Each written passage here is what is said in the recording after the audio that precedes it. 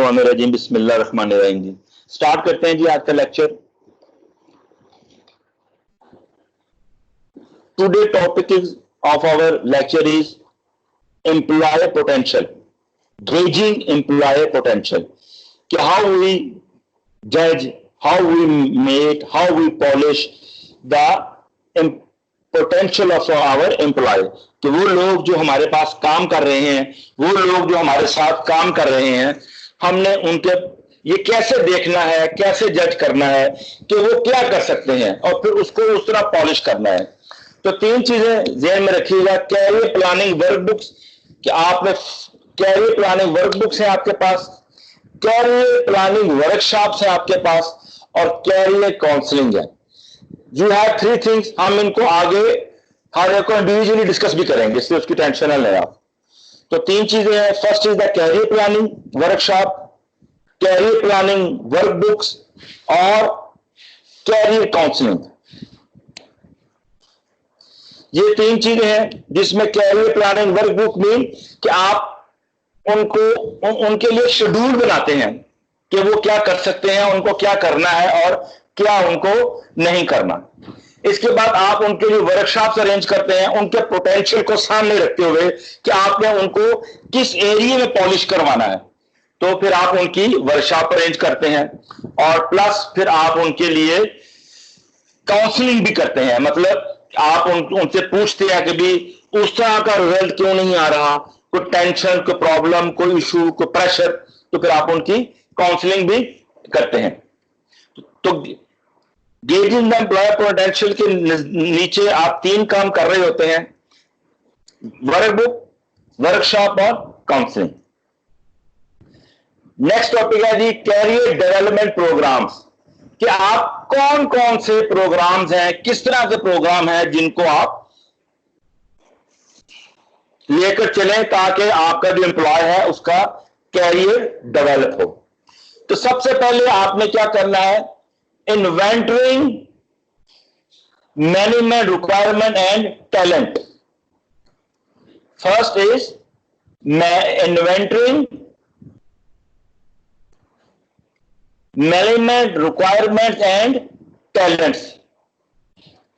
इसमें वो क्या कहता है जी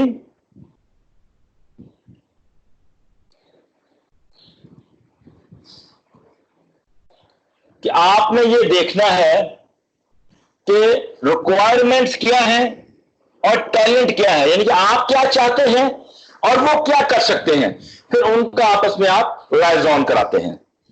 सेकंड में है जी परफॉर्मेंस अप्रेजल्स, कि आप ये देखते हैं कि आपने जो गोल सेट किए थे, आप जो चाहते थे ये लोग आपके लिए काम करें, जो आउटपुट आप इनसे लेना चाह रहे थे, क्या वही इन्होंने दिया? किस शोबे में ये बेहतर परफॉर्म कर पाए, किस शोबे में ये बेहतर परफॉर्म नहीं कर पाए, तो आप फिर उनकी जजमेंट करते हैं। और फिर आप यूजिंग असेसमेंट सेंटर्स, यानी कि आप मुख्तलिफ सेंटर्स, मुख्तलिफ डिपार्टमेंट को मुख्तलिफ विंग्स बनाते हैं, वहां पर फिर आप इनको असेस करके देखते हैं कि आया कहां प्रॉब्लम आ रही है। और फिर डिटरमिन इंडिविजुअल डेवलपमेंट नीड्स। देखिए हर कोई एक जैसा नहीं है, हर एक का टैलेंट एक जैसा नहीं है, हर एक की कैपेसिटी एक जैसी नहीं है, हर एक का परफॉर्म करने की कैपेबिलिटी एक जैसी नहीं है। तो फिर आप हर एक को इंडिविजुअली स्टडी करते हैं और फिर इंडिविजुअली आप नोट करते हैं कि उनके अंदर क्या क्या कमियां हैं जो आप उसको डेवलप करना चाहिए आपको, ताकि वो आपके लिए बेहतर परफॉर्म करें। तो फिर आप उनके लिए इंडिविजुअली डेवलपमेंट करते हैं। और इन सब के साथ साथ मोस्ट जो आपका काम है करने वाला, दैट इज द मॉनिटरिंग, कि आप ये देखते हैं कि आया जिस तरह आप चाह रहे हैं आया वैसे ही हो रहा है या नहीं। ये तो नहीं है कि जो पैरामीटर्स, जो लाइंस, जो बाउंड्रीज हमने खींची हैं कहीं से उससे बाहर तो नहीं जा रहा, उससे बहुत पीछे तो नहीं जा रहा, उससे बहुत आगे तो नहीं जा रहा। तो ये तमाम चीजें पे आप मॉनिटरिंग के थ्रू चेक करते हैं कि भाई what you do in the assessment centers। आप असेसमेंट सेंटर्स में क्या करते हैं? process by which individuals are evaluated as they participate in a series of situations that resemble what they might be called upon the handle on the job. यानी आप इसको यूं समझ लें कि सिमुलेशन है एक, यानी कि आप किसी एक जगह पर एक सिनेरियो क्रिएट करते हैं उस तरह का जिस तरह का उसको जॉब पर आ सकता है, और उस सिनेरियो में फिर आप उसको काम करता देखते हैं। जैसे इसकी बेहतरीन एग्जांपल आप देखिए, जो पायलट्स हैं जब वो ट्रेनिंग करते हैं तो उनको पहले ही जहाज पर बिठाने से पहले एक डमी जहाज बनाया गया होता है एक असेसमेंट सेंटर में।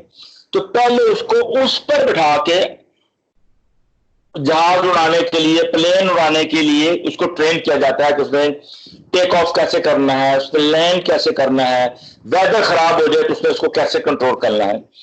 तो इसी तरह वो कह रहा है कि आप असेसमेंट सेंटर में एक माहौल क्रिएट करते हैं, जैसा जैसा माहौल उसको फेस कर सकता है वो एक्चुअली, तो वो आप डमी एक माहौल बनाते हैं, उस माहौल में फिर आप उसको कहते हैं कि वो काम करे। ताकि जिसकी एक और एग्जांपल देखिए, आपके एस्ट्रोनॉट यानी कि जो खलाबाज हैं जब वो खला में जाते हैं तो उससे पहले जमीन पर एक कमरा बनाया गया है जिसके अंदर बिल्कुल खला की सिचुएशन है, उसमें प्रेशर नहीं है, हवा नहीं है, ऑक्सीजन नहीं है, ग्रेविटी नहीं है, तो बिल्कुल वो माहौल बनाया गया है उस कमरे में।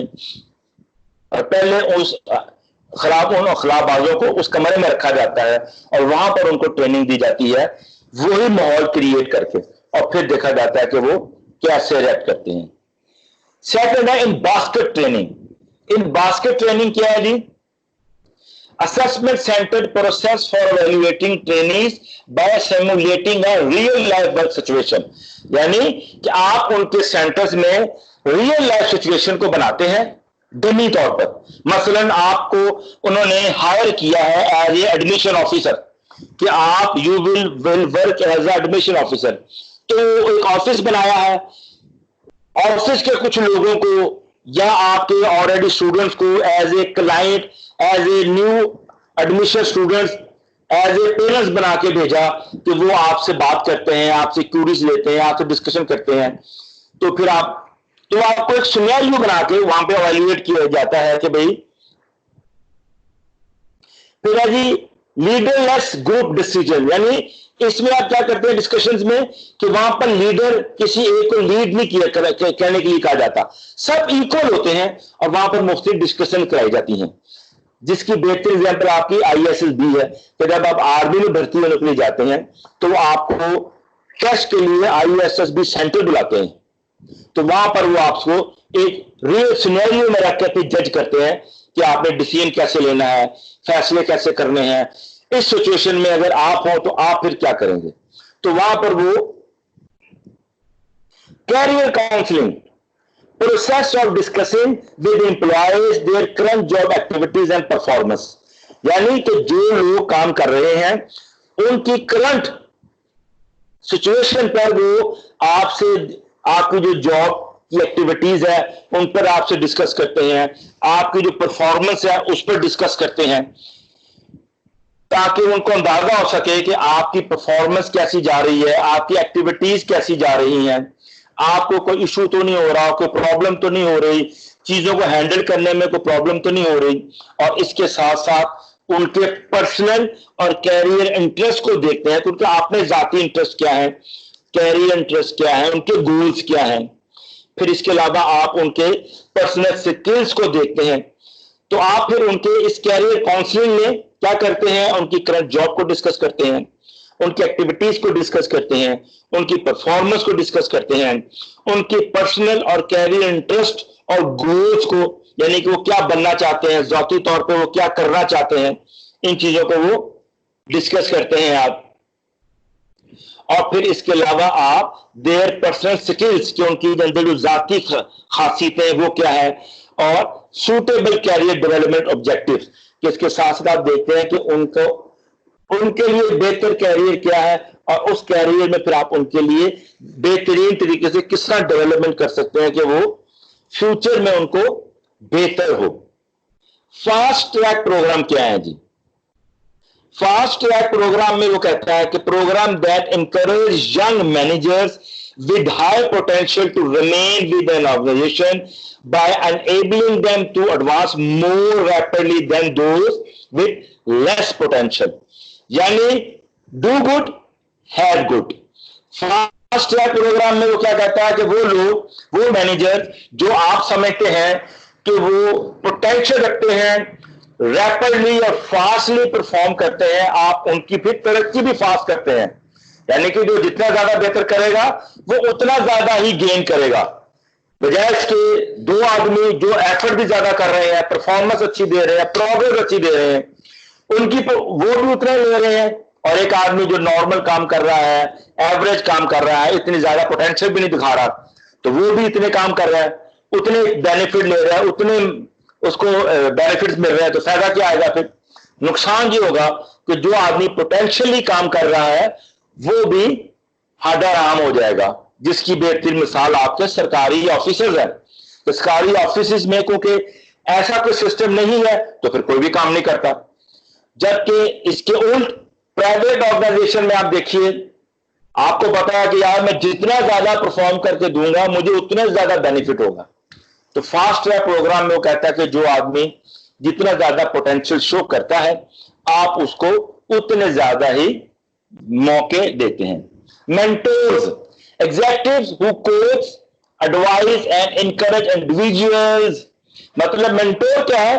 जिनको आप आइडलाइज करते हैं, जिनके मुतालिक आप सोचते हैं और आप कोशिश करते हैं कि आप उन जैसे बने। तो कह रहा है ये वो लोग हैं जो नए आने वालों को, जैसे आपके टीचर तो स्टूडेंट्स को आते हैं, स्टूडेंट को गाइड करते हैं, पढ़ाते हैं, उनको तैयार कराते हैं। तो कह रहा है जी ये वो लोग हैं जो नए आने वालों को तैयार करते हैं आने वाले वक्त के लिए। ये लोग जो मेंटोरिंग फंक्शंस हैं, ये लोग काम क्या क्या करते हैं? कह रहा है जो अच्छा मॉनिटर होगा, जो अच्छा ट्रेनर होगा, जो अच्छा बॉस होगा, सबसे पहले वो क्या काम करेगा? Listen and understand. अच्छा जी, यहां तक किसी को कोई इशू, कोई क्वेश्चन, कोई सवाल करना चाह रहा हो? एनी क्वेश्चन जी जो अब तक हमने पढ़ा?